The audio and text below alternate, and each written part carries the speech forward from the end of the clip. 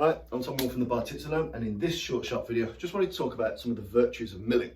Now, milling for many people in Britain actually refers to what the parachute regiment did, which is essentially two people in boxing gloves, 30 seconds, 1 minute or 90 seconds, just attacking, just punching, just battering the fuck out of each other to generate raw aggression, fighting spirit and so on, just ploughing into each other. However, historically, milling has meant the movement of the arms, as we typically bare knuckle box. Okay, and there are some benefits to milling. Often when we look at milling, we see it when people take the piss. So you see it in a cartoon of old bare knuckle boxers. You know, if you're doing a bad imitation of an old bare knuckle boxer or an old man fighting, you'll do this stuff. But I just want to talk through some of the reasons why people did it.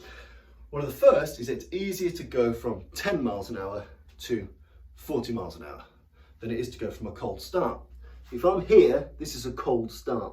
I'm having to turn the ignition and get the car moving. I'm gonna have to really put my foot down on the accelerator.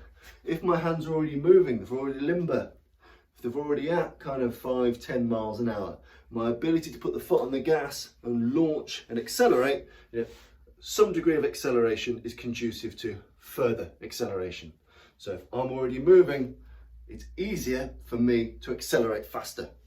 So as my hands are in train, bang, being able to launch at speed is much, much easier. Secondly, it allows me to punch from unorthodox locations.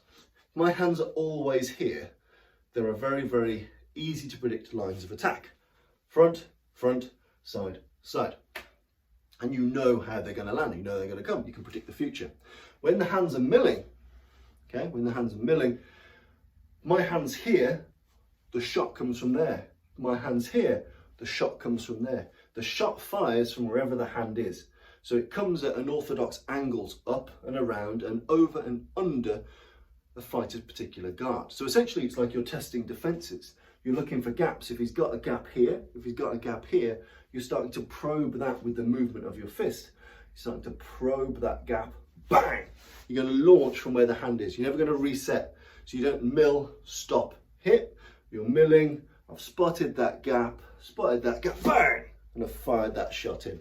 So the notion of milling is being able to fire from where the hand is, probe defences and open up more unorthodox lines of attack.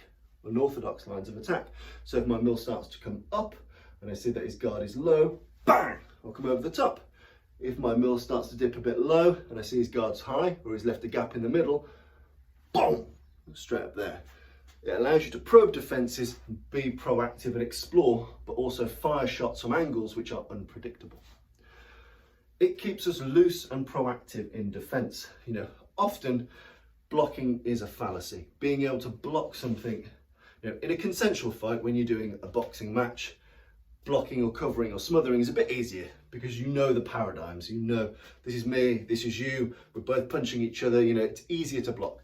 When you look at pugilism for self-defense, my ability to be able to block is much harder because the attack can come from my main opponent, secondary or tertiary opponents, things that are in the environment that shouldn't be there, random bystanders. There's lots more variables. There's a sensory overload of variables. When the hands are moving in a mill, it allows you to deal with things. My hands are moving in a mill, third party bastard over here, he's just wandering through the scene, boom! I can just fucking move him out of the way and move on. I can move doors, I can move things, I can pick up bottles. I've essentially got two probing things that I can use to A, proactively stop things hitting me. Again, when you've got a tighter guard and you're fighting in gloves, it's fine because a glove is chunkier and cannot penetrate the jawline or the parts of the body which are most vulnerable because the gloves are on. When the gloves are off, hands can sneak into all sorts of nasty, horrible places. So it makes more sense for me to meet it in no man's land, in the middle, than it is to hope that I've got a cover. So I might as well meet it in the middle. So when I've got the mill on, I'm essentially putting two sensory barriers out there to stop things coming my way, to try and give me the maximum time to prevent being hit.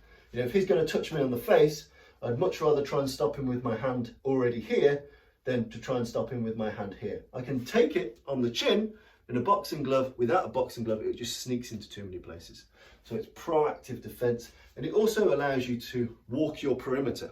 And what I mean by that is, there's lots of targets on your body. If you just hold one static, you may be covering some of the most important, but you do leave others open. As you start to mill, if you're strategic with your milling, then you start to cover your liver, your spleen, your solar plexus, your jaw, sides of your jaw. You start to move in a way that allows you to cover more bases. So there's proactive defense. My hands are already in no man's land, ready to punch or grapple. And also it allows me to cover and defend more areas if I need to. Okay? Some of the things to be mindful of. Don't loop yourself in a pattern. So when we do laugh at old bare knuckle boxers, it's because we see them just do one rotating pattern, like so. Problem with a singular rotating pattern is a clever person will time it for that hand to be down and then smash you here. It needs to be unpredictable. It needs to be, you need to alter the speed in which you're milling. So slower and then faster. You need to be more unpredictable. It's off-putting. It's very disconcerting. So the speed in which you mill is very important. The height, high, low, low, high. Typically you're always guarding one or the other. You never want to be in a position where you've got too low or too high. If you're milling, you want to be able to cover that base. Do make sure you still move your noggin. Don't just rely on your hands to do the hard work. So when you're milling, bear in mind while my hands are moving, my head is also moving, so you have to deal with a moving head, moving hands, shifting shoulders. So I'll move, I'll mill, I'll use shoulder covers as well. Boom, boom, boom, boom, boom.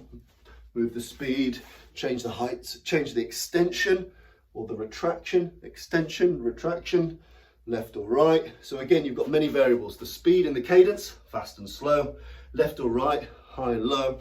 Move your head, move your shoulders. Suddenly you start to have quite a good defensive platform that puts weapons in no man's land, which is unpredictable, which keeps you fast, keeps you fluid, keeps you safe, and allows you to strike at more unorthodox angles, which is conducive to bare knuckle striking overall. So those are some of the pointers on milling.